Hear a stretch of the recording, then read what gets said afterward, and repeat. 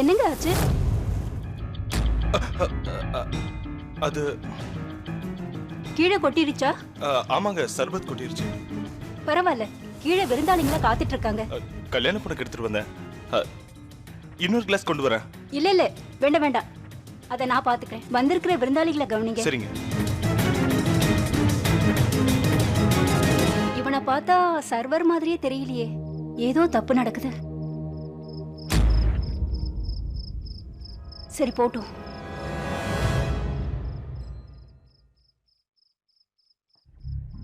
என்ன பார்வதி, உனக்கு ஏதோ உடம்பு சரியில்லையாமே? ருத்ரா வந்து என்கிட்ட சொல்லிட்டு போனாரு.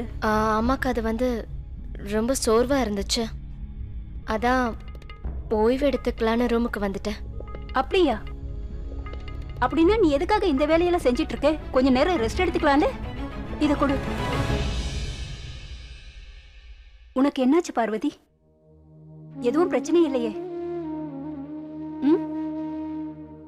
அப்ப சரி, எழுந்துரு, என் கூட வா. இத அங்க கொண்டு போய் வச்சுட்டு வரேன். கொஞ்ச நேரம் நீ எதை பத்தியும் நினைக்காம தூங்கு, உடம்பு சரியாயிடும். ஒரு விஷயம் பார்வதி, நான் இங்க வந்தேன்னு ருத்ரா கிட்ட சொல்லாத. உனக்கு உடம்பு சரியில்லை, நீ நல்லா ரெஸ்ட் எடுக்கணும்னாரு. நீ கொஞ்ச நேரம் தூங்கி எழுந்திருச்சுன்னா உடம்பு சரியாயிடும். என்னால உன்னை பார்க்காம இருக்க முடியல. இனிமே நீ எதை பத்தியும் கவலைப்படக்கூடாது. கண்ணை மூடி தூங்கு. உன் உடம்பு சரியானதும் நீ கீழே இறங்கி வந்துரு. உனக்காக ஏற்பாடு பண்ணின சடங்கு, நீயே அங்க வரலன்னா அப்புறம் அது எப்படி நடக்கும்? உன் வாழ்க்கையில வரப்போற முதல் சடங்கு இல்லையா? நீ கண்ணு மூடி தூங்கு, நான் கிளம்புறேன். உன் வாழ்க்கையில வரப்போற முதல் சடங்கு இல்லையா?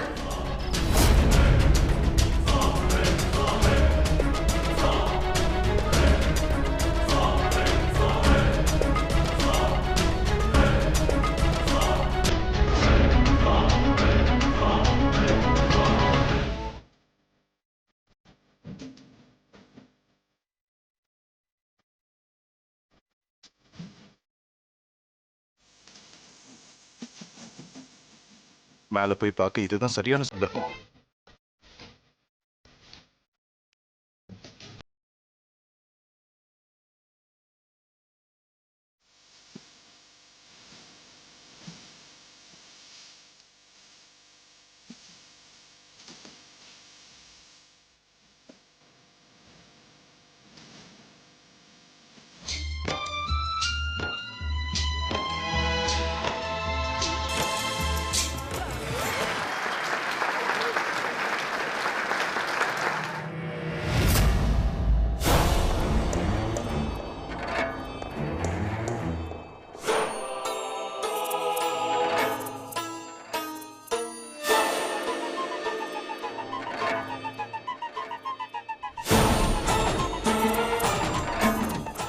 இங்க தானே இருக்கணும், அதுக்குள்ள எங்க போனா?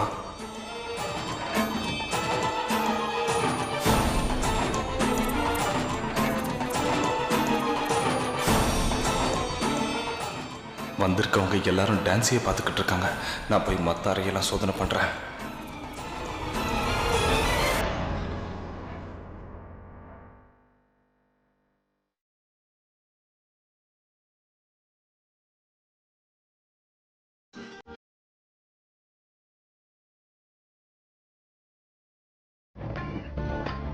கடவுளே, எல்லாத்துக்கும் நீங்கள் தான் காரணம்.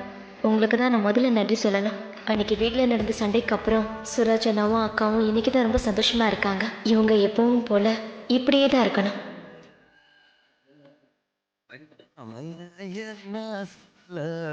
என்ன கொல்லுற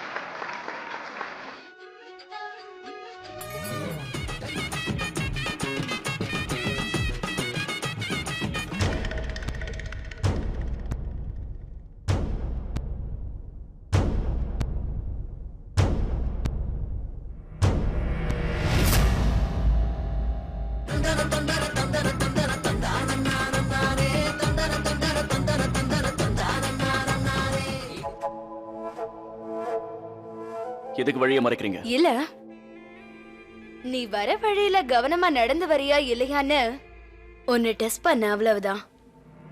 ஏன்னா நீ தடுமாறி விழுந்துடக்கூடாது பாரு.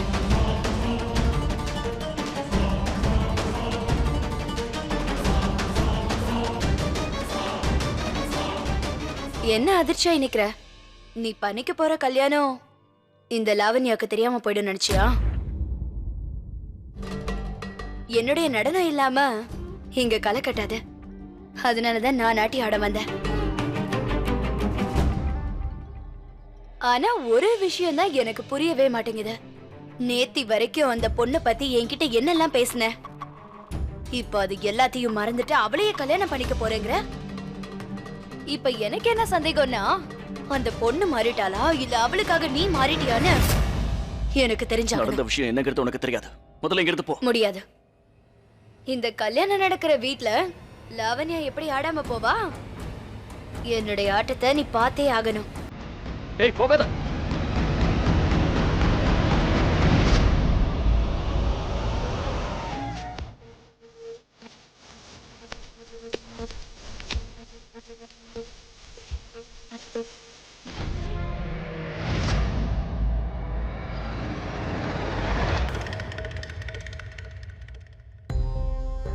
கொஞ்சம் இரு ருத்ரா.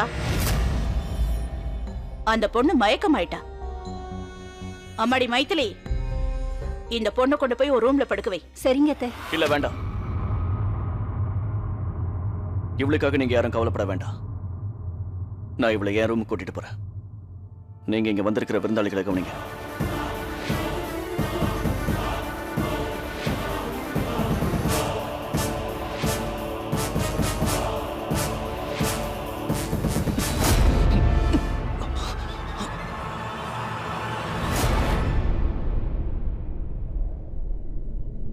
உனக்கு பைத்தியம் கீத்தியம் பிடிச்சிருச்சா? ஆமா, உன் மேல பைத்தியம் பிடிச்சிருக்கு. இப்ப நான் கேக்குற கேள்விக்கு பதில் சொல்லு. நீ மட்டும் உண்மையான பதில சொல்லலன்னா என் ஆத்திரம் தீர உன்னை கொன்னு போட்டுருவேன். அதுக்கப்புறம் அந்த பொண்ணு எங்க இருக்கான்னு தேடுவேன். அவளையும் கொண்டுட்டு உன் கூடவே அனுப்பி வச்சிருவேன். ஜாக்கிரதை. உன் உளறல வேற யாருக்கிட்டையாவது வச்சுக்க. என் கேள்விக்கு பதில் சொல்லிட்டேன்னா உன்னை உயிரோட விட்டுருவேன். சொல்லலன்னா பழி வாங்கிடுவேன். சாப்பிட்டுட்டு தான் போகணும். என்ன? ஐயோ,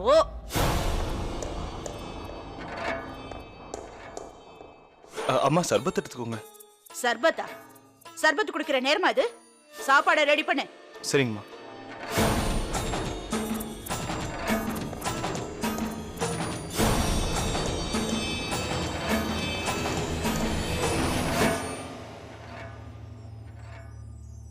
சமீர்,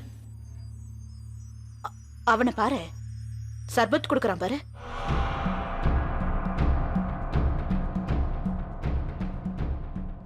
அவனை எங்கேயோ பார்த்த மாதிரி இருக்கு. அம்மா, இவன் தான் காலையில இருந்து சர்பத் கொடுத்துக்கிட்டு இருக்கான். நல்லா உத்து பாரு, எங்க பார்த்தோன்னு ஞாபகப்படுத்து. இவ எதுக்காக சுனிதாவோட ரூம் பக்கத்திலேயே நின்னுட்டு இருக்கான்னு தெரியல. எனக்கு என்னமோ சந்தேகமா இருக்கு சமீர்.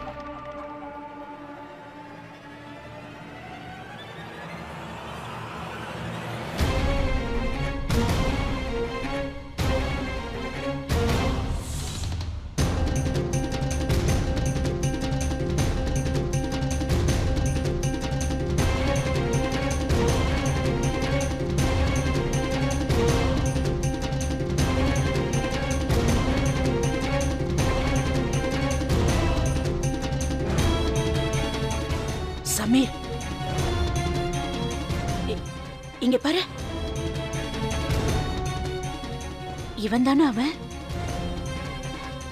அவனேதான். ஆமாம்மா, அவன் தான்.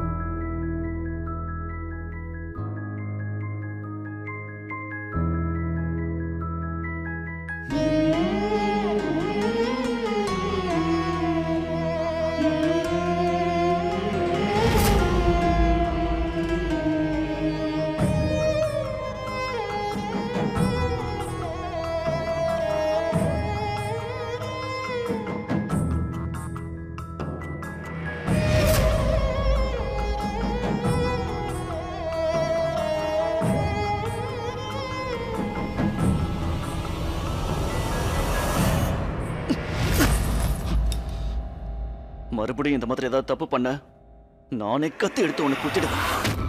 குத்திடுவியா? அதுக்காக தான் நான் உன் கூட 8 வருஷமா பழகுனேன் ருத்ர பிரதாப் பிரணாவத். உறவுகளுக்குள்ள இருக்கிற பாசம் பந்தம் எதுவுமே உனக்கு கிடையாதுன்னு எனக்கு நல்லாவே தெரியும்.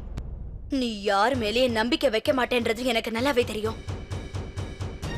நான் யாரோட வழியிலையும் விழமாட்டேன்னு நீ என்கிட்ட எத்தனையோ தடவை சொல்லிருக்கல. அப்ப நீ சொன்னதெல்லாம் நான் நம்பிக்கிட்டு இருந்தேன். ஆனா உனக்கு திடீர்னு என்னாச்சு?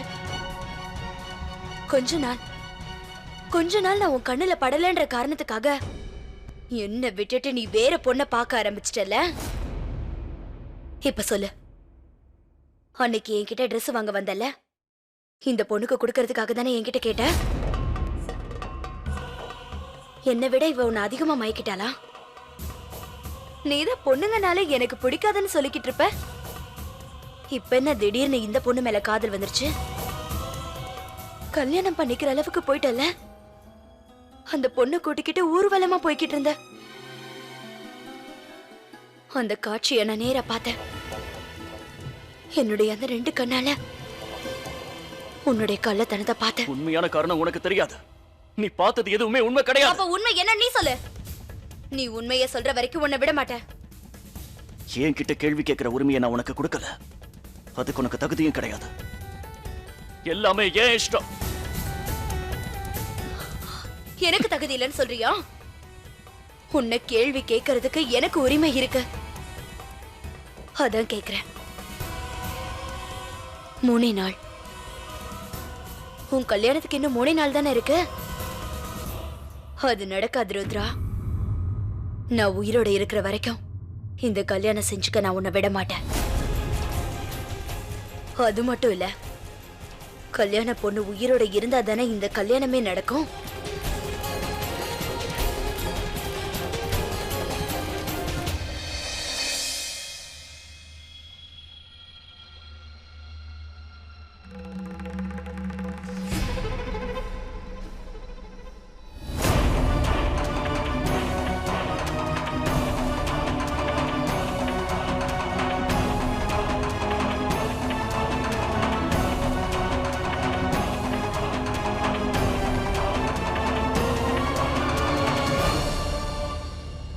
நீ என்ன சொல்ல வர?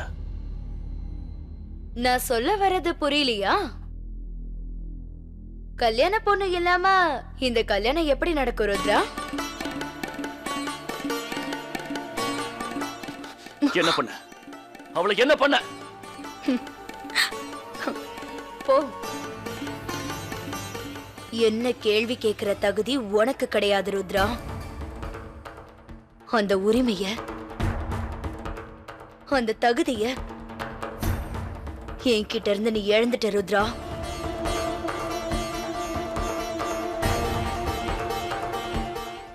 இங்க பாரு, என்ன வேணாலும் பண்ணிக்க. ஆனா அவ உயிருக்கு ஏதாவது ஆபத்து வந்துச்சு,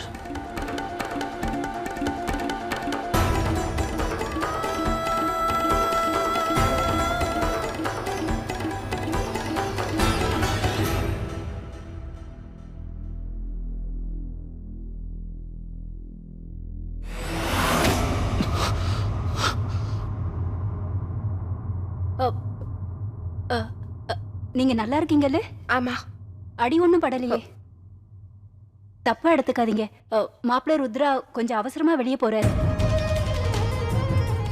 அதனாலதான் நீங்க எதிரில வந்ததை கவனிக்கல.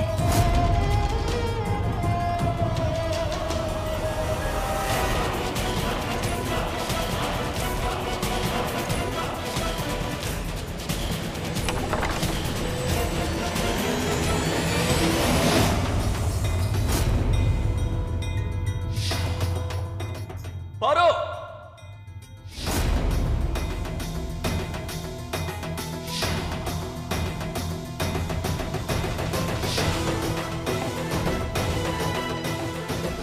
கல்யாண பொண்ணு இல்லாம இந்த கல்யாணம் எப்படி நடக்கும் ருத்ரா? நீ ஞாபகம் வச்சுக்க, ஒவ்வொரு தடவையும் என்னால உன்னை காப்பாத்திட்டு இருக்க முடியாது. பாரு, பாரு.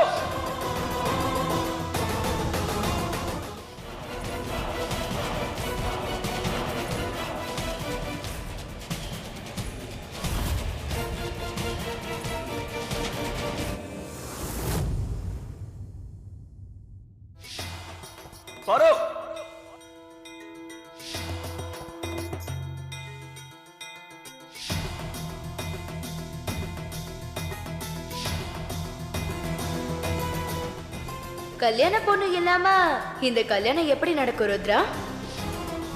நீ ஞாபகம் வச்சுக்க, ஒவ்வொரு தடவையும் என்னால உன்னை காப்பாத்திட்டு இருக்க முடியாது. பாரு பாரு, என்னடாச்சு?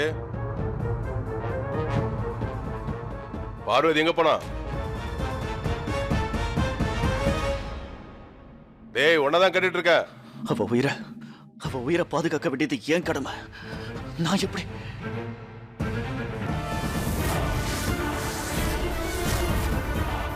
சார், உங்க பர்மிஷனோட நான் அவளை ஒரு சேஃப்டியான இடத்துக்கு கூட்டிட்டு போறேன். அந்த ஜமீன்தாரோட ஆளுங்க இங்க சுத்திட்டு இருக்கிறத நானே பார்த்தேன். அந்த பொண்ணோட பேர் பார்வதி. அவளை எங்கேயாவது பாத்தீங்களா? சடங்கெல்லாம் முடிஞ்சதுக்கு அப்புறம் ஆட்டம் பாட்டெல்லாம் வீட்டுல ஏற்பாடு பண்ணிருக்கோம். எல்லாரும் வந்து கலந்துக்கணும். நான் உயிரோட இருக்கிற வரைக்கும் இந்த கல்யாணம் செஞ்சுக்க நான் உன்னை விட மாட்டேன். அது மட்டும் இல்ல, கல்யாண பொண்ணு உயிரோட இருந்தா தானே இந்த கல்யாணமே நடக்கும். எதுக்குடா தேவையில்லாம பயந்துகிட்டு இருக்க? அதோ வரா பாரு உன் பார்வதி.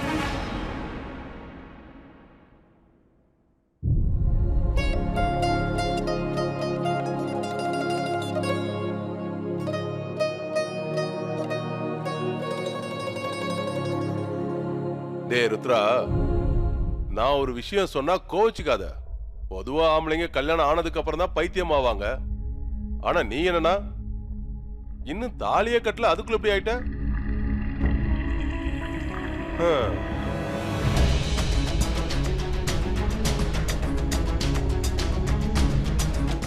நில்ல, உனக்கு எந்த ஆபத்தும் இல்லையே. உனக்கு ஜொரங்கிற ஏதாவது அடிக்குதா? நீ ஏதாவது சாப்பிட்டியா இல்ல குடிச்சியா? அதனால மயக்கம். என்ன பிரச்சனை? நான் நல்லா தான் இருக்கேன். உடனே உனக்கு பதில் சொல்லணும்னு தோணலையா? நான் இங்க பைத்தியக்கார மாதிரி கேட்டுக்கிட்டு இருக்கேன்ல. இந்த கிராமத்துல ஏற்கனவே உன்னோட முகத்தை எல்லாருக்கும் காட்டிட்ட. உன் உயிருக்கு ஆபத்து வந்தா என்ன பண்றது? என்கிட்ட சொல்லிட்டு போக வேண்டியதானே? அப்படி எங்கதான் போன? உன்கிட்ட தான் கேட்கிற, பதில் சொல்ல.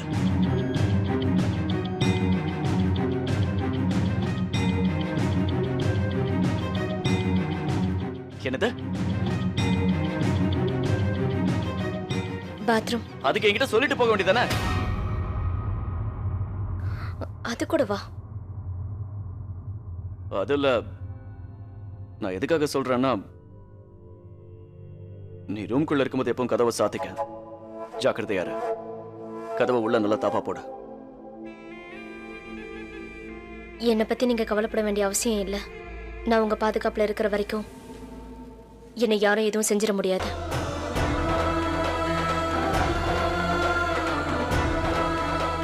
ஏன்னா நீங்க சொல்ற போய் உண்மையை நிரூபிக்க நான் உயிரோடு இருக்க வேண்டியது ரொம்ப அவசியமாச்சே.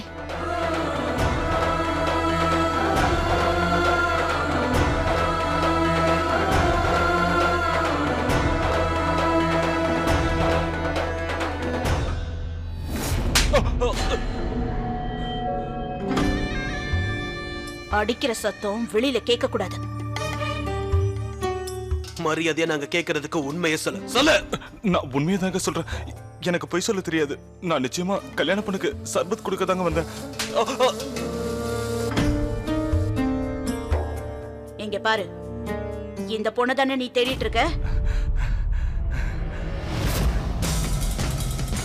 இவ எங்க இருக்கான்னு எங்களுக்கு தெரியும். இவ பார்வதியாச்சே, ஆனா கல்யாண கோலத்துல இருக்கா. ஞாபகம் வந்துருச்சா? கண்ணத்துல ஓங்கி 2 குட்டாதான் உனக்கு எல்லாம் ஞாபகம் வரும் போல இருக்கு. முதல்ல நீ யாருங்கிறத எங்க கிட்ட சொல்லு. எதுக்காக அவளை தேடிட்டு இருக்க? அது வந்து ராஜா பரம்சித் தேஜபத் தான் எங்களை தேட சொல்லி அனுப்பினாரு. யாரு யாரு? அந்த பழங்காலத்து ராஜாவா? அந்த விஷயம்லாம் எனக்கு தெரியாது. எங்களை பொறுத்த வரைக்கும் அவர் ராஜா. சரி சரி. ஆனா இவளை எதுக்கு அவரு தேடுறாரு? அவர்கிட்ட இருந்து ஏதாவது பொருளை திருடிட்டு வந்துட்டாளா? ஜமீன்தார் சொல்லிருக்காரா? அப்ப இவளை தேடி கண்டுபிடிக்க உனக்கு ஏதாவது பரிசு கொடுத்துருப்பாரு. சொல்லு. நான் கேட்ட கேள்விக்கு இன்னும் பதில் சொல்ல மாட்டேங்கிறேன். சொல்லு, எதுக்காக இவளை தேடிட்டு இருக்கீங்கன்னு சொல்லுங்க. அவளை எதுக்காக தேடுறோம்னு சத்தியமா எங்களுக்கு தெரியாது. ஆனா ஒரு விஷயம் மட்டும் தெரியும். அந்த பார்வதிய ஜமீன்தார் ஐயா தம் பொண்ணு மாதிரி வளர்த்தாரு. எனக்கு தெரிஞ்ச உண்மை இவ்வளவுதாங்க. அதை நான் உங்ககிட்ட சொல்லிட்டேன். அந்த கல்யாண பொண்ணு இவதானா? வா சமீர் போலாம். என்னங்க நீங்க நான் கேட்டதுக்கு பதில் சொல்லாம போறீங்க? அத பத்தி உன்கிட்ட சொல்லிட்டேன்னா என்னோட வேலை முடியாம போயிடும்ல. அந்த பொண்ணால உங்களுக்கு என்ன ஆதாயம்னு எனக்கு தெரிஞ்சாகணும். அடிச்சது போதும், வா சமீர். அம்மா இப்ப என்ன செய்ய போறோம்? முதல்ல இவ ராஜான்னு சொல்றானே அவர் முன்னாடி போய் நிப்போம். இந்த அளவுக்கு ஆவலா எதுக்காக பார்வதியை தேடுறாருங்கிறத நாம தெரிஞ்சுக்கணும். அப்ப அவ என்ன தப்பு பண்ணிட்டு வந்திருக்கான்னு நமக்கு தெரிஞ்சிடும். வாடா.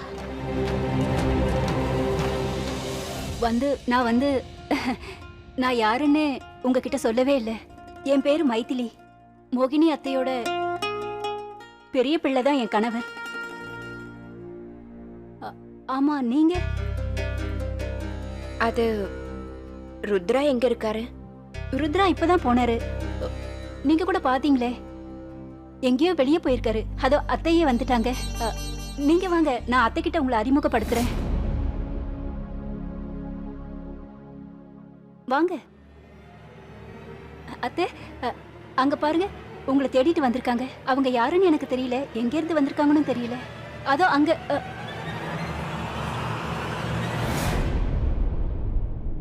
மருமகளே, உனக்கு கண் பார்வை சரியில்லைன்னு சொன்னா நான் கண்ணாடி வாங்கி கொடுத்துருப்பேல. என்ன பின்ன என்ன, உன் கண்ணுக்கு தெரியறவங்க என் கண்ணுக்கு தெரியலையே. யாருமே இல்லாத இடத்துல யாரோ இருக்காங்கன்ற. என்ன மன்னிச்சிரு மோகினி,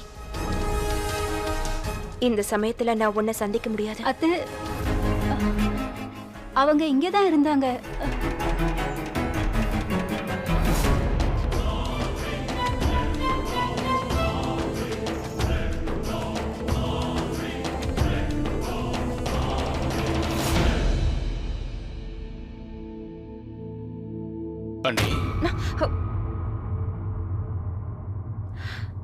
தயவு செஞ்சு நீங்க என்ன மன்னிச்சிருங்க.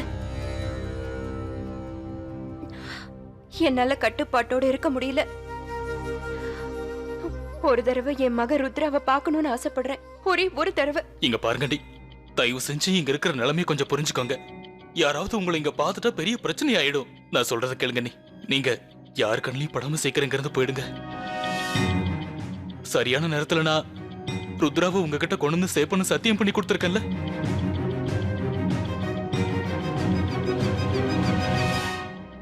அது போகட்டும்.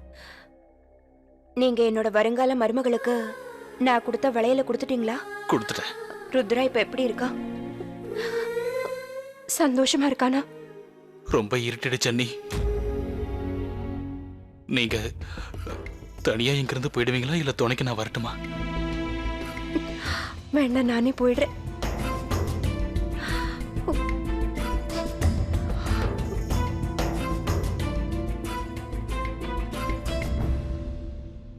என்ன தப்பா நினைச்சுக்காதீங்க அண்ணி.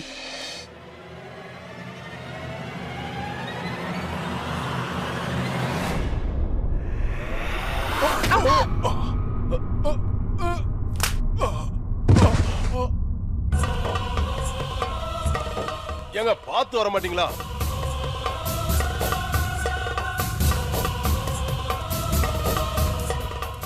எனக்கே ஒரு கால் நொண்டியா இருக்கு.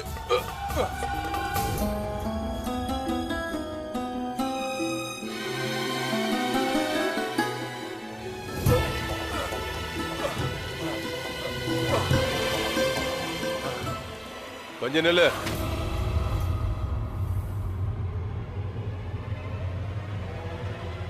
நீ பாட்டு போற, என்கிட்ட மன்னிப்பு கேட்கணும் கூட தோணல உனக்கு.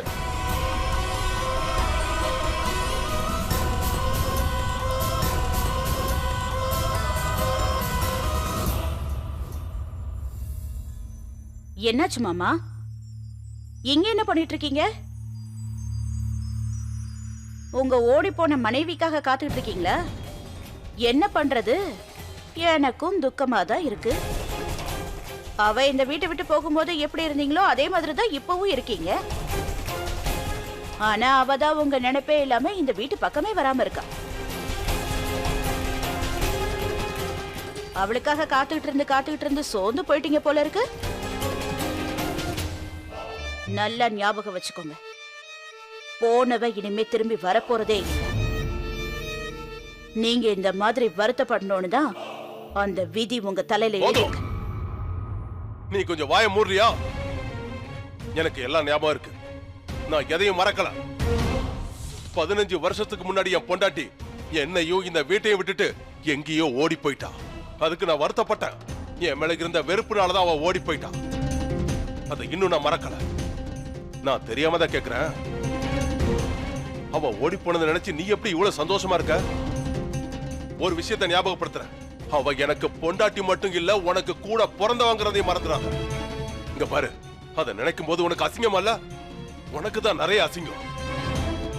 கட்டின புருஷனையும் பெத்த பிள்ளையும் விட்டுட்டு ஓடி போனவ உன்னோட அக்கா. அசிங்கமா? அதெல்லாம் ஒண்ணு இல்ல மாமா. நான் எதுக்காக அசிங்கப்படணும்? என்ன பொறுத்த வரைக்கும் இது வெற்றி தான். நான் இப்படி சந்தோஷமா இருக்கிறதுக்கு 2 காரணங்கள் இருக்கு. முதல் காரணம், உங்க பொண்டாட்டி எல்லாருக்கும் பிடிச்சவளா இருந்தா, ஒரு நல்ல மருமகளா, ஒரு நல்ல தாயா இருந்தா. ஆனா இன்னைக்கு உங்களையும் உங்க புள்ளையும் விட்டுட்டு எங்கேயோ போய் கேவலமா இருக்கா. இன்னைக்கு உங்க புள்ளைய அவளை வெறுத்துக்கிட்டு இருக்கான். இறந்து போன உங்க அப்பா அம்மா, நீங்க, உங்க புள்ள எல்லாரும் அவளை வெறுத்துக்கிட்டு இருக்கீங்க. இறந்து போன எங்க அப்பா அம்மா கூட மேல இருந்து அவளை வெறுத்துக்கிட்டு தான் இருப்பாங்க. என்னோட சந்தோஷத்துக்கு 2வது காரணம் இதுதான்.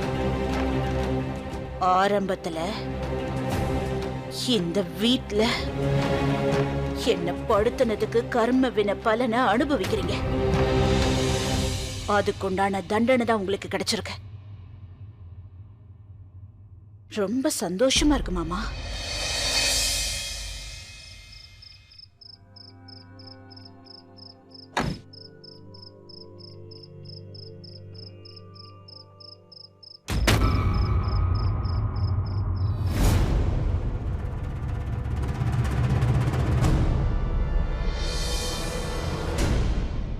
நீங்க இன்னும் தூங்க போகலையா?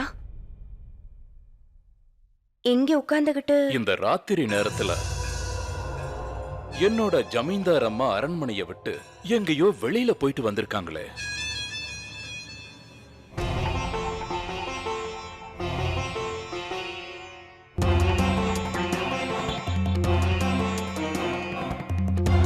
என்கிட்ட சொல்லாம எங்கேயோ வெளியில போயிட்டு வரீங்க. ஆனா இங்க வந்து நீங்க தூங்கலையான்னு என்ன கேக்குறீங்க. என்னாச்சு? என் கேள்விக்கு பதில் சொல்லாம இப்ப இருக்கீங்க. மட்டும் இல்ல, கொஞ்ச நாளைக்கு என்னால உங்களுக்கு எந்த பதிலும் சொல்ல முடியாது. தயவு செஞ்சு என்ன தப்பா நினைக்காதீங்க. இதுவரைக்கும் இப்படி ஒரு வேலையை நீங்க செஞ்சதே இல்லையே ஜமீன்தாரம்மா. இப்ப நீங்க எங்க போயிட்டு வந்தீங்கன்னு நான் உங்களுக்கு சொல்லவா? சந்தன்கருக்கு தானே போனீங்க.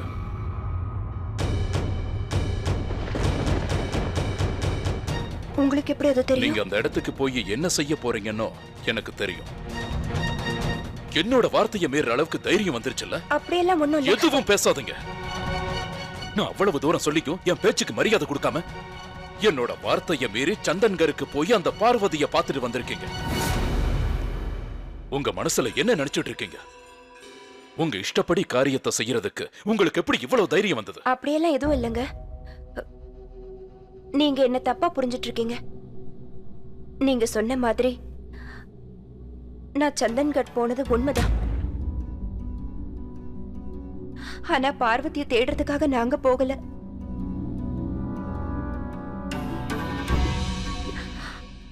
என் பையனை பாக்குறதுக்காக போனேன்.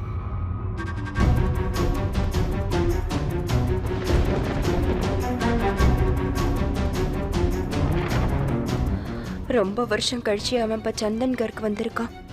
என்ன மன்னிச்சிருக்கு. மன்னிப்பா?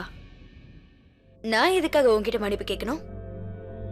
கொஞ்ச நேரம் நீ எப்படி துடிக்கிறன்றத பார்க்கணும்னு ஆசைப்பட்டேன். உனக்கு மனைவியா வரப்போறவளுக்கு ஆபத்துன்னதும் எப்படி துடிச்சல? உன்கிட்ட ஒன்னு கேட்கணும் ருத்ரா.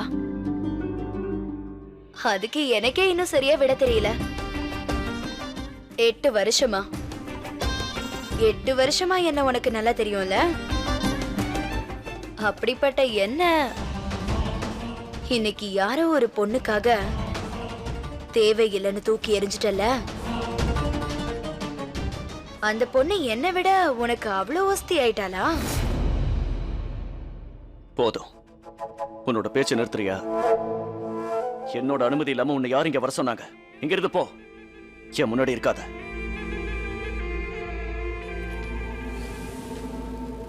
பைத்தியமா இருக்க? உண்மையில பைத்தியமா இருக்க ருத்ரா?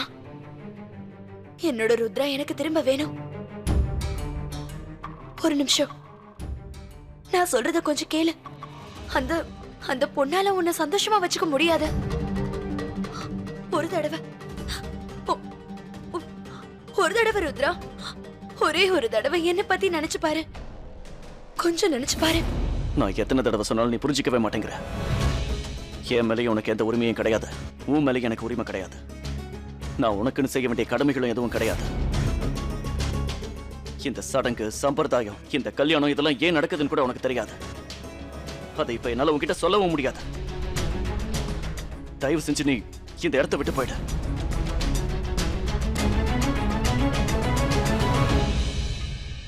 போயிடுறேன். அந்த பொண்ணு பேர் பார்வதி தானே? இன்னைக்கு இந்த இடத்துல நின்னுக்கிட்டு நான் உனக்கு ஒரு சத்தியம் பண்றேன். வாழ்க்கையில பார்வதியும் ருத்ராவும் ஒண்ணு சேரவே மாட்டாங்க.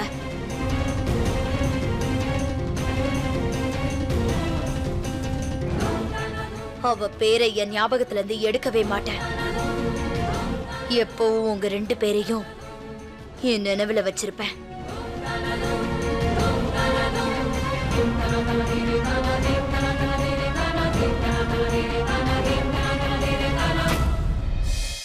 நீங்க பார்க்க போனது உங்க பையனையா? என் பையனை தேடிதான் நான் அங்க போனேன். இது வரைக்கும் நீங்க என் குடும்பத்தை பத்தியோ என் கடந்த கால வாழ்க்கைய பத்தியோ ஒரு வார்த்தை கூட கேட்டதில்ல. ஆனா எனக்கு ஒரு பையன் இருக்கான். அந்த விஷயத்த நான் சொல்லியிருக்கேன். அவனை நான் சின்ன வயசுலயே விட்டுட்டு வந்துட்டேன். ஜமீன்தார் ஐயா, உங்க கூட இருக்கிற ஒவ்வொரு நிமிஷமும் எனக்கு சந்தோஷம்தான். எதை பத்தியுமே கவலைப்படாம இருந்தேன். ஆனா இதை கேள்விப்பட்டதும் என்னால அவனை போய் பார்க்காம இருக்க முடியல. என் மனசாட்சியே என்ன குத்தி கிழிச்சுக்கிட்டு இருக்கு. ஒவ்வொரு நிமிஷமும் நான் கொஞ்சம் கொஞ்சமா துடிச்சுக்கிட்டு இருக்கேன். சின்ன குழந்தையா அவனை நான் விட்டுட்டு வந்தேன். இதுக்கு மேல எதுவும் சொல்லாதீங்க ஜமீன்தாரம்மா. எனக்கு ரொம்ப வேதனையா இருக்கு. அன்னைக்கு நீங்க உங்க குடும்பம், உங்க பையன் எல்லாரையும் விட்டுட்டு என்ன தேடி வந்தீங்க. எதுக்காக பொய் சொல்லிட்டு வந்தீங்கன்னு எனக்கு நல்லா தெரியும். உங்க பையனை பாத்தீங்கல்ல, அவங்கிட்ட நீங்க என்ன பேசுனீங்க? அட, என்னாச்சு? இப்ப எதுக்கு நீங்க தேவையில்லாம அழுதுட்டு இருக்கீங்க ஜமீன்தாரம்மா? இங்க பாருங்க, நாளைக்கு நானே உங்க பையனை பாக்குறதுக்காக உங்களை கூட்டிட்டு போறேன். என்னாலதான் அம்மாவை பிரிஞ்சிருக்கான். நானே பரிகாரம் பண்றேன். உங்க பையன் கூட உங்களை சேர்த்து வைக்கிறேன். இப்ப வேண்டாம் ஜமீன்தார் ஐயா, என்னால அவனை இப்ப பார்க்க முடியாது. கொஞ்ச நாளைக்கு நான் அவனை பார்க்காம இருக்கிறது தான் நல்லது. அவனுக்கு கல்யாணம் நடக்க போகுது. இது எவ்வளவு சந்தோஷமான விஷயம் ஜமீன்தாரம்மா. சிரிச்சுக்கிட்டு இருக்காம இப்படி அழுதுட்டு இருக்கீங்க. இதுதான் ஆனந்த கண்ணீரா? அப்படின்னா நீங்க அழலாம். கல்யாண வயசுல உங்களுக்கு ஒரு பையன் இருக்கிறத நினைக்கும் போது எனக்கு ரொம்ப சந்தோஷமா இருக்கு. அது மட்டும் இல்ல, அவன் மனக்கோலத்துல ரொம்ப அழகா இருக்கிறதா சொன்னாங்க. நீங்களும் அழகா தானே இருக்கீங்க. உங்க பையனை பத்தி சொல்லவா வேணும்?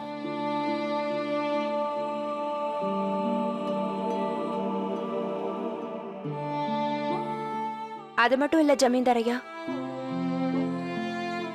என்னோட கண்ணு மாதிரி அவன் கண்ணும் இருக்கான். ஜமீன்தாரம்மா, சந்தோஷத்துக்காக இதை நான் சாப்பிட போறேன். பேச்சு வாக்குல மறந்துட்டேன். அவன் பேர் என்ன? ருத்ரா. முழு பேர் என்ன? ருத்ர பிரதாப் ரணாவத்.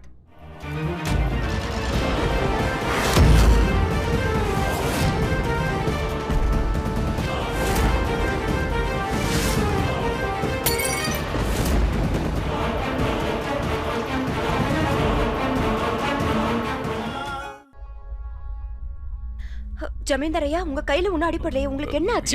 எனக்கு ஒன்னும் ஆகல, நீங்க பதறாதீங்க. ஆமா, உங்க பையனோட பேர் என்ன சொன்னீங்க? ருத்ர பிரதாப் ரணாவத்தா? அவன் தான் உங்க பையன்? கரெக்ட் தான். உங்களுக்கு அவனை பத்தி தெரியுமா? நீங்க அவனை பாத்திருக்கீங்களா?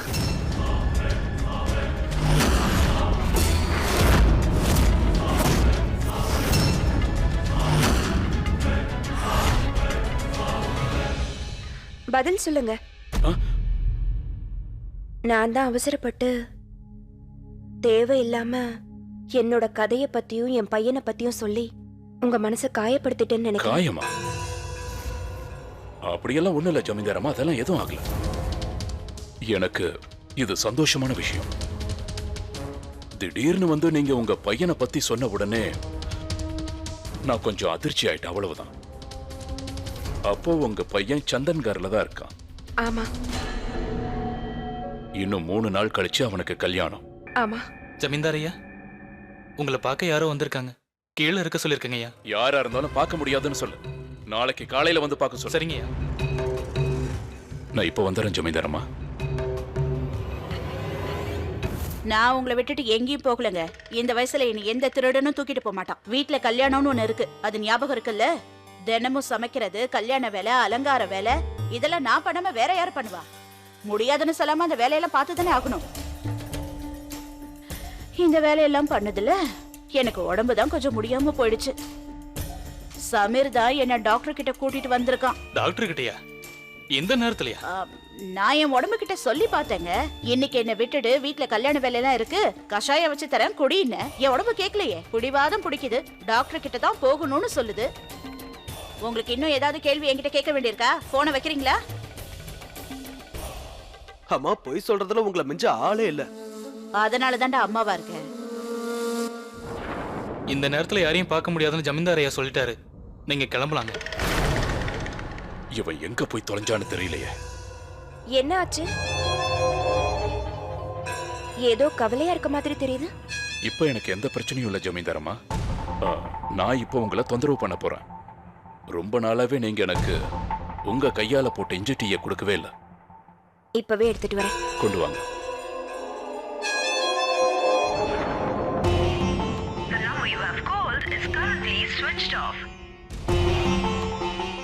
போன் சுவிட்ச் ஆஃப் வருது. அம்மா வாங்க போலாம். அவசரப்படாதடா. நில்லுங்கம்மா. எங்கம்மா போறீங்க? ஜமீன்தார் ஐயா தான் பார்க்க முடியும்னு சொல்லிட்டார்ல. உனக்கு 2 கையும் நல்லா இருக்கணும்னு நினைக்கிறியா இல்ல? ஏன்? ஏன்னா நாளைக்கு உனக்கு இருக்கிற 2 கையில ஒரு கை காணாம போயிடும். உங்க ஜமீன்தார் தேடிட்டு இருக்கிற விஷயத்தை பத்தி சொல்றதுக்காக நான் இங்க வந்திருக்கேன். அந்த விஷயத்தை என்ன சொல்ல விடாம நீ என்ன தடுத்து வெளியில அனுப்புற. இந்த விஷயம் மட்டும் உன் ஜமீன்தாருக்கு தெரிஞ்சதுன்னா அப்புறம் உன் 2 கையில ஒரு கை காணாம போயிடும்.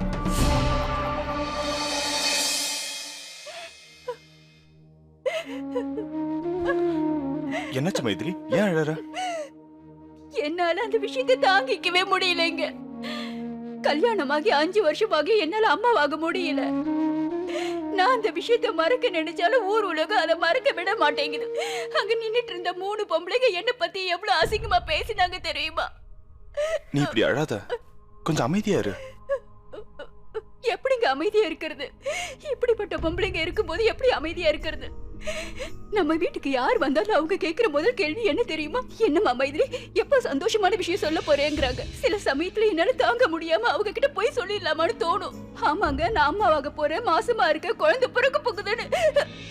மத்தவங்க பேசுறதெல்லாம் நீ காதுல வாங்காதம்மா. எப்படிங்க முடியும்? இதையும் காதுல வாங்காம எப்படிங்க என்னால இருக்க முடியும்? அவங்க கேட்கிற கேள்விக்கு நான் பதில் சொல்லிதானே ஆகணும். நீங்களே சொல்லுங்க, 5 வருஷமா நமக்கு குழந்தையே பிறக்கலையே. இனியும் என்னால அம்மாவாக முடியாது. ஒரு குழந்தைய தத்து எடுக்கலானாலும் இங்க விட மாட்டேங்கிறாங்க. நானும் அந்த கடவுள்கிட்ட எத்தனையோ தடவை கை ஏந்தி பிச்சையாவும் கேட்டுட்டேன். ஆனா அந்த கடவுளுக்கு கருணையே இல்லையே. அத்தை சொன்ன மாதிரி நான் இந்த வீட்ல மலடியா இருக்க வேண்டியதுதான். என்னால ஒரு நல்ல அம்மாவா இருக்க முடியாது. எனக்கு குழந்தையும் பொறுக்க போறது இல்ல. இல்ல இல்ல அப்படியெல்லாம் பேசாத மைத்லி. அப்படியெல்லாம் தப்பான முடிவு எடுக்காத. என் மனசு என்ன சொல்லுது தெரியுமா? உனக்குள்ள இருக்க தாய்ப்பாசம், உன்னோட அன்பு, இதெல்லாம் வச்சு பார்க்கும்போது நிச்சயமா கூடிய சீக்கிரம் உன்னால ஒரு குழந்தைக்கு அம்மாவாக முடியும்னு சொல்லுது. நமக்கு இப்ப நேரம் சரியில்லாததுனாலதான் நாம இப்ப இவ்வளவு கஷ்டப்பட்டுட்டு இருக்கோம். கூடிய சீக்கிரமே நம்ம குழந்தை நம்மள அப்பா அம்மான்னு கூப்பிடுவான். எல்லாம் சரியாயிடும், கவலைப்படாத, எல்லாம் சரியாயிடும். நான் தான் உங்ககிட்ட அப்பவே இந்த நேரத்துல யாரா இருந்தாலும் பார்க்க முடியாதுன்னு சொல்லி அனுப்புனல. காலையில வரைக்கும் காத்துக்கிட்டு இருக்க முடியாதவங்க எதுக்கு இப்ப வந்தாங்க? உங்களுக்கு என்னோட வணக்கம் ஜமீன்தார் ஐயா. பாவம் அவன் மேல கோவப்பட்டு அவனை திட்டாதீங்க. நான் உங்களுக்கு சத்தியம் பண்ணி கொடுக்கறேன். நான் எதுக்காக வந்தேங்கிற விஷயத்த சொன்னா நிச்சயமா உங்களுக்கு அதுல லாபம் இருக்கும். முதல்ல நீங்க யாருன்னு சொல்லுங்க. நான் மோகினி. யாரா வேணாலும் இருங்க.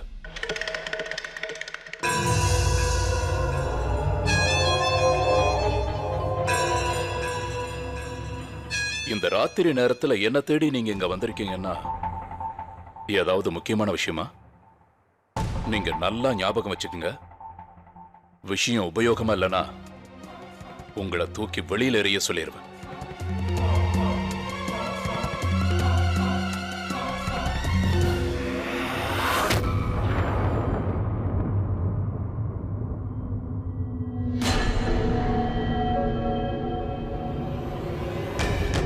இந்த போட்டோவை பார்த்ததுக்கு அப்புறமாவது என்ன நீங்க நம்புவீங்களா? நீ போலாம். சரிங்கய்யா. நீங்க அங்க உட்காருங்க.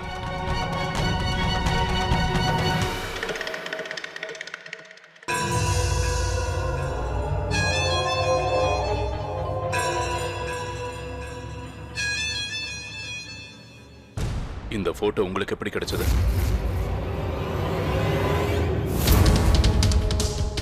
சுத்தி வளைச்சு பேசுறதுல எனக்கு விருப்பம் இல்ல ஜமீன்தார் ஐயா. இந்த பொண்ணால உங்களுக்கு என்ன ஆதாயம் அதை மட்டும் சொன்ன போதும். இப்ப இந்த பொண்ணு எங்க இருக்கு? இந்த பொண்ணு என்கிட்ட தான் பத்திரமா இருக்கா.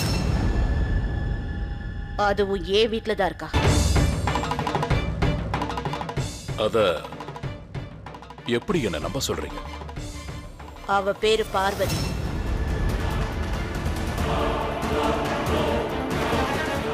ஆனா அவ ஜெய்ப்பூரை சேர்ந்தவன்னு என்கிட்ட சொன்னா. ஆனா அவளோட பேச்சு, அவளோட நடவடிக்கையை பார்த்து அவ இந்த ஊர் தானே தெரிஞ்சுக்கிட்டேன்.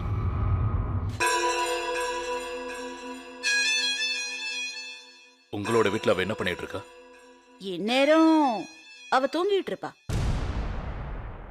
ஆனா இன்னும் 3 நாள்ல அவளுக்கு கல்யாணம் நடக்க போகுது. மாப்பிள்ளைய அக்கா பையன்.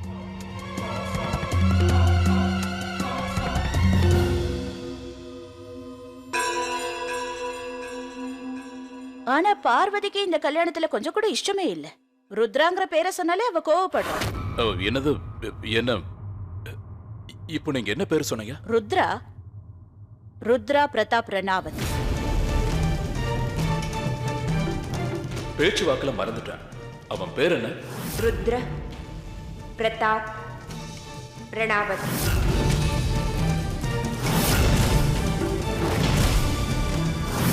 அந்த ருத்ரா பிஎஸ்டில தானே வேலை பார்க்கறான்? ஆமா. ஆனா இந்த கல்யாண ஏற்பாடெல்லாம் ஒரு பொய்ன்னு எனக்கு நல்லா தெரியும். எதுக்காக தேவையில்லாம இந்த ருத்ரா ஒரு பொய் கல்யாணம் படிக்க போறான்னு தான் எனக்கு தெரியல. போகட்டும், அதை விடுங்க. வந்த விஷயத்த நான் பேசி முடிச்சிடுறேன். என்னோட உதவி உங்களுக்கு கண்டிப்பா கிடைக்கும். ஆனா அதுக்கு பதிலா நீங்களும் எனக்கு உதவி பண்ணணும்.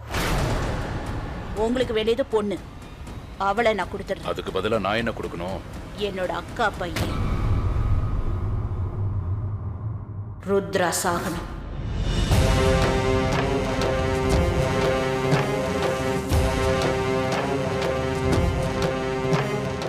அவன் உங்களோட சொந்தக்காரன்.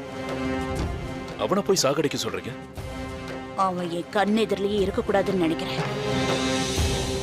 ஆனா அவன் ஒன்னும் எனக்கு எதிரி இல்ல. நாங்க எல்லாரும் ஒரே குடும்பத்தை சேர்ந்தவங்க தான். நீங்க வேணா பாத்துக்கிட்டே இருங்க. ஒருவேளை அவன் செத்தான்னா நான் விழுந்து விழுந்து அழுவேன். நீங்க அவனை என் கண்ணுல படாத அளவுக்கு சாகடிக்கணும். ஒப்பந்தத்துக்கு சம்மதமா?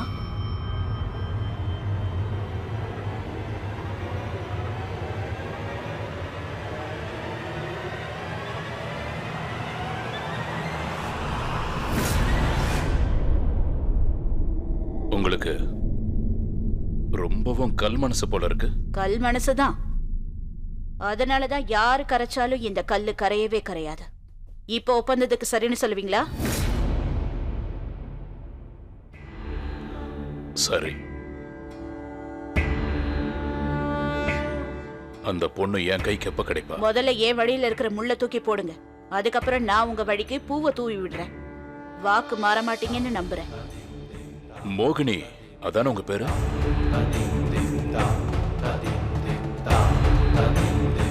யாருக்கிட்ட பேசுறீங்கன்னு தெரிஞ்சுதான் நீங்க பேசுறீங்களா? நல்லா தெரியுது. இப்ப என்னோட உதவி தேவைப்படுற ஒரு சாமானியர்கிட்ட பேசிக்கிட்டு இருக்கேன். என்ன பார்த்தா உங்களுக்கு சாமானிய மாதிரி தெரியுதா? அந்த பார்வதியை யாருடைய உதவியும் இல்லாம என்னால தனியா கண்டுபிடிக்க முடியும். நான் இப்படி சொல்றேன்னு தப்பா எடுத்துக்காதீங்க. ஏன் உதவி இல்லாம அவளை நீங்க கண்டுபிடிக்க முடியாது. நீங்களும் இத்தனை நாளா ஆளுங்களை அனுப்பி தேடிட்டு தானே இருக்கீங்க. ஆனா இன்னைக்கு வரைக்கும் அவ உங்க கண்ணுல படல. அதுக்கு காரணம் யார் தெரியுமா? அந்த ருத்ர பிரதாப் ரணாவத்துங்கிற மதில் சுவருக்கு பின்னால மறைஞ்சுகிட்டு இருக்கிறதுனால அவளை கண்டுபிடிக்க முடியல. அந்த மதில் சுவத்தை யாரும் அசைக்கவும் முடியாது, உடைக்கவும் முடியாது. நான் மறுபடியும் உங்களுக்கு ஞாபகப்படுத்துறேன். என் வழியில இருக்கிற முள்ள தூக்கி போட்டா நான் உங்க வழிக்கு பூவை தூவி விடுவேன். என் வேலை முடிஞ்சதுக்கு அப்புறம் தான் அந்த பொண்ணு உங்களுக்கு கிடைப்பா.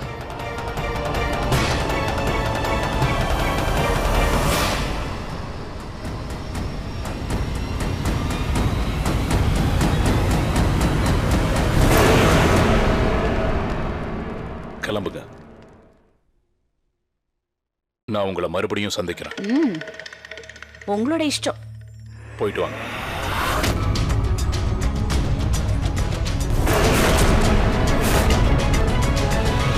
ஒரு முக்கியமான விஷயம். இன்னும் 2 நாள் தான் பாக்கி இருக்கு. கழுத்துல தாலி கட்டுறதுக்கு முன்னாடியே அவளை இப்படி பாதுகாக்கிறான்.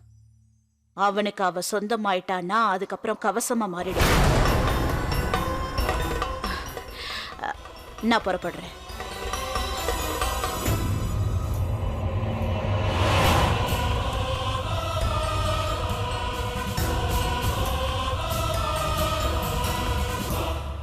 யாருங்க அது? யாரோட பேசிட்டு இருந்தீங்க? இது வேற ஒரு பிரச்சனை ஜமீன்தாரம்மா. நீங்க வந்து உட்காருங்க.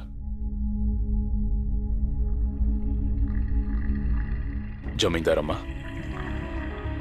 என் வாழ்க்கையில முதல் முறையா நான் உங்ககிட்ட இன்னைக்கு கோவப்பட்டு பேசிட்டேன். அப்படி பேசுனதுக்காக தயவு செஞ்சு என்ன மன்னிச்சிடுங்க. ஜமீன்தார் ஐயா, நம்ம 2 பேரோட அன்புக்கு இடையில இந்த மன்னிப்புங்கிற வார்த்தை வரக்கூடாது. அன்புங்கிறது ரொம்ப ஆழமானது ஜமீன்தாரம்மா. அந்த அன்பின் அடிப்படையில தான் நான் உங்ககிட்ட மன்னிப்பு கேட்கிறேன். நீங்க என் மேல வச்சிருக்கிற அன்பு எவ்வளவு ஆழமானதுன்னு எனக்கு தெரியும். என்ன வேணாலும் நடக்கட்டும். ஆனா இந்த மன்னிப்புங்கிற வார்த்தையை மட்டும் இனிமே சொல்லாதீங்க. ரொம்ப நன்றி ஜமீன்தாரம்மா. எனக்கு இப்போ ஒரு முக்கியமான வேலை இருக்கு. எனக்கு அனுமதி கொடுத்தீங்கன்னா போயிட்டு சீக்கிரம் வந்துடுறேன். போயிட்டு வரட்டுமா? நான் கிளம்புறேன்.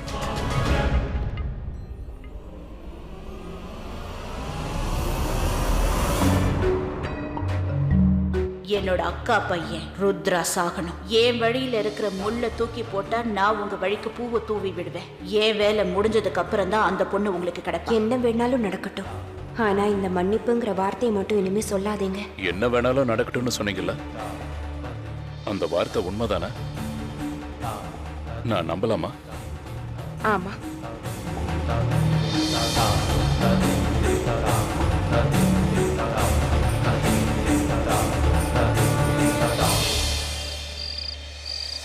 பார்த்துக்கிட்டே இருடா. கூடிய சீக்கிரமே அந்த பார்வதி நம்ம வீட்டை விட்டு போயிடுவா. அவளுக்கு முன்னாடி இந்த ருத்ராவும் போயிடுவான். நீங்க சொல்றதெல்லாம் சரிதான். ஆனா நான் ஒரு விஷயம் சொல்லவா, அந்த பெருசு இருக்காரு, அதான் பெரியப்பா, அவர் இருக்கதானே செய்வாரு. அங்க நீங்க என்ன பண்ண போறீங்க? இங்க பாருடா சமீர், என்னைக்குமே உங்க அம்மா ஒரு வேலையை பாதியில விட மாட்டா. இவ்ளோ ஏற்பாடு பண்ணவ அந்த நொண்டியை வெளியில அனுப்புறதுக்கு ஏற்பாடு பண்ணாமையா போயிடுவேன்? அதுக்கப்புறம் என்ன நடக்குமா? அப்புறம் என்ன, நம்ம குடும்பம், நம்ம குடும்பத்தை சேர்ந்தவங்க எப்பவும் இந்த வீட்லயே தான் இருப்போம். அவங்க அவங்க உரிமை அவங்களுக்கு போய் சேரும். இதுல யாராவது பங்கு போட வந்தாங்கன்னா அவங்களுக்கு இதே நிலைமை தான். அம்மா, நாம இன்னும் சந்தோஷமா இருக்க என்கிட்ட இன்னொரு வழியும் இருக்கு. என்ன? அம்மா, இந்த அரண்மனையில ஏகப்பட்ட சண்டை நடந்துருச்சு. அதனால இதை வித்துட்டு கிடைக்கிற நிறைய பணத்தை வச்சு இந்த வீணா போன இடத்தை விட்டுட்டு ஜெய்ப்பூருக்கு போயிடலாம்.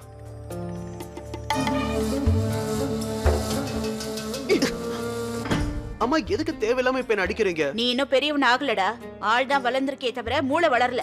அப்படி உனக்கு மூளை வளர்ந்திருந்தா இந்த மாதிரி பைத்திய மாதிரி என்கிட்ட பேசியிருக்க மாட்டேன். அரண்மனையை வித்துடலாங்கிற, ஜெய்ப்பூருக்கு போய் என்ன பண்ணுவ? அங்க என்ன உனக்கு மாமனார் வீடா இருக்கு? அங்க போய் வீடு கட்ட போறியா? ஏன், நாம அங்க போய் வேலை பார்க்க முடியாதா என்ன?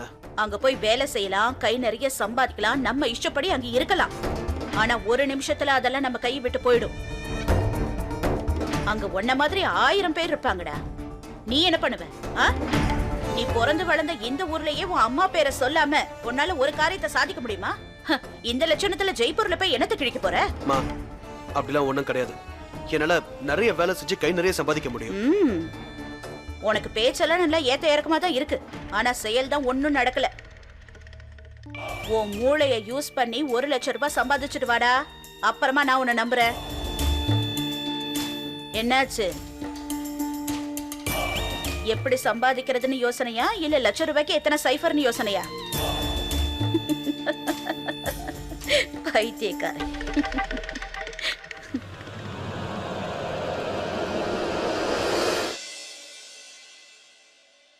என்னாச்சு?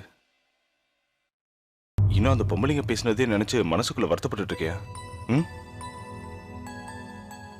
இல்லைங்க, நான் என் கல்யாணத்தோட முதல் நாளை பத்தி யோசிச்சுட்டு இருந்தேன். அப்ப நீ ரொம்ப பயந்து இருந்தல? பின்ன என்ன, கல்யாணம் நடக்க போகுதுன்னா பயம் இல்லாமலையா இருக்கும்? அது மட்டும் இல்லாம உங்களை முதல்ல பார்க்கும்போது நீங்க கொஞ்சம் கூட சிரிக்காம உம்முன்னு முகத்தை வச்சிருந்தீங்க. இப்ப நல்லா பல்ல காட்டி சிரிக்கிறீங்க. அந்த சமயத்துல பாக்கணுமே, நீங்க கொஞ்சம் கூட வாய் திறக்காம தானே இருந்தீங்க. இப்படிப்பட்டவரை எனக்கு கல்யாணம் பண்றாங்களேன்னு அப்பா அம்மா மேல கோவமா இருந்தேன். ஏன் அப்படி இருந்த தெரியுமா? ஏ, என் ஃப்ரெண்ட்ஸ் எல்லாம் தான் சொல்லி கொடுத்தாங்க, நீ கம்பீரமா நெஞ்ச நிமித்திக்கிட்டு முறைச்சு பாத்துக்கிட்டு நின்னாதான் உன்னை ஆம்பளைன்னு ஒத்துப்பாங்கன்னு சொன்னாங்க. நீங்க எப்படி இருந்தாலும் எனக்கு பிடிக்குங்க. ருத்ரா அண்ணன் கிட்ட கூட இப்படிதான் உம்மனை இரண்டு யாரும் சொல்லிருக்காங்க போல இருக்கு. அதனாலதான் சிரிக்காம கடுகடுன்னு இருக்காரு. பாவம் அந்த பார்வதி, அவரை பார்த்து ரொம்பவே பயந்து போயிருக்கா. என் கல்யாணத்தப்போ எனக்கு தங்கச்சிங்க இருந்தாங்க, அப்பா அம்மா கூட இருந்தாங்க. ஆனா பார்வதி கூட யாருமே இல்லையே. இங்க நடக்கிறதெல்லாம் பார்த்து அவ ரொம்ப பயந்து போயிருக்கா. நீங்க தப்பா நினைச்சுக்கலன்னா இன்னைக்கு ஒரு ராத்திரிக்கு நீ போய் பார்வதியோட படுத்துக்கோ. உண்மையாவா? போ. சுனிதா எங்க இருக்கு? தன்னை தொட்டி தேடி வந்த கண்ணு குட்டினா, தன்னை தொட்டி தேடி வந்த கண்ணு குட்டினா.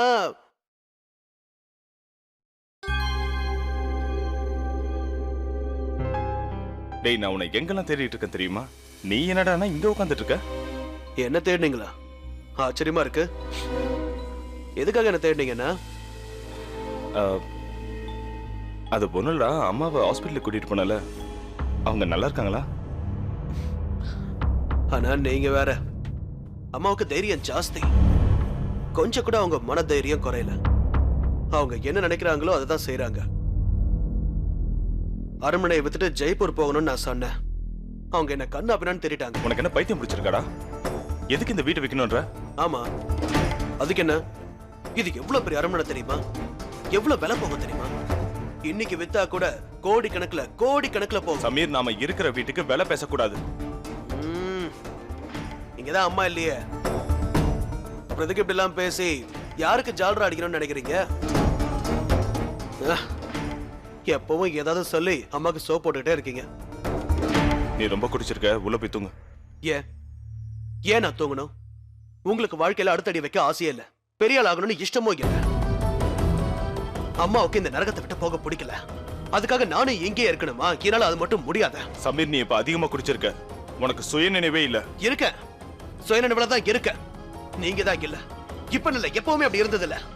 ஏன் எப்பவும் அம்மாக்கு வால் மாதிரி பின்னாடியே தெரிஞ்சிட்டு இருக்கீங்க, அவங்கள சந்தோஷமா வச்சுக்கணும்னு முயற்சி பண்ணிட்டு இருக்கீங்க. தேவைப்பட்டா அவங்க கால்ல கூட விழறீங்க. இது தவிர உங்களால வேற எதுவும் பண்ண முடியாது. உருப்படியா ஒரு குழந்தைய கூட பெத்துக்க முடியல. அப்படி இருக்கும்போது நீங்களா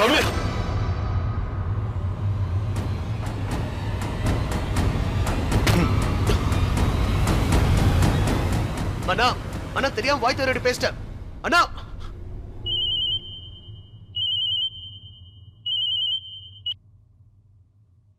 ஹலோ, நான் தான் ராகேஷ் பேசுறேன். தெரியுது, சொல்லுங்க. என்ன விஷயம்? நிலைமை என்னன்னு நீதானே சொல்லணும். அரண்மனை என்ன ஆச்சு, அதோட நிலைமை என்ன? 5 லட்சம் ரூபாய கை நீட்டி சொல்லையா வாங்கினல, அதுக்கேத்த வேலைய செய்யணுமா இல்லையா? அந்த ஒப்பந்தத்துக்கெல்லாம் ஒத்துக்கிட்டு தானே 5 லட்சம் ரூபாய முன்பணமா வாங்கின. ஆனா பணம் வாங்கினதுக்கு அப்புறம் வேலையே நடக்கல. அரண்மனையோட பேப்பர்ஸ தரேன்னு இது வரைக்கும் கண்ணிலேயே காட்டல. எப்போதான் கொண்டு வருவ? நீ வரியா இல்ல நான் அங்க வரட்டுமா? அது சார், என்ன மன்னிச்சிருங்க. அது விஷயம் என்ன, வீட்டுல ஒரு கல்யாணம் நடந்துகிட்டு இருக்கு. அதான் கல்யாணம், காது குத்து, காரியம் எது வேணாலும் நடக்கட்டும், எதையும் நான் கேட்க தயாரா இல்ல. ஒப்பந்தம் ஒப்பந்தம் தான் சார். சீக்கிரமே. நான் பேச்செல்லாம் கேட்க தயாரா இல்ல. வேலையை சீக்கிரம் முடி. 2 நாள் உனக்கு டைம் தரேன். இல்லனா வாங்கின பணத்தை திருப்பி கொடுத்துரு. இல்லன்னு வையேன், என்கிட்ட வாங்கின பணத்தை அரண்மனைக்கு வந்து உங்க அம்மா கிட்ட வாங்க வேண்டியது இருக்கும். இல்ல சார், நான் ஏதாவது பண்றேன். 2 நாள் கம்மியா இருக்கு. எனக்கு ஒரு வாரம் டைம் கொடுத்தீங்கன்னா 2 நாள்னா 2 நாள் தான். மேற்கொண்டு எதுவும் பேசாத.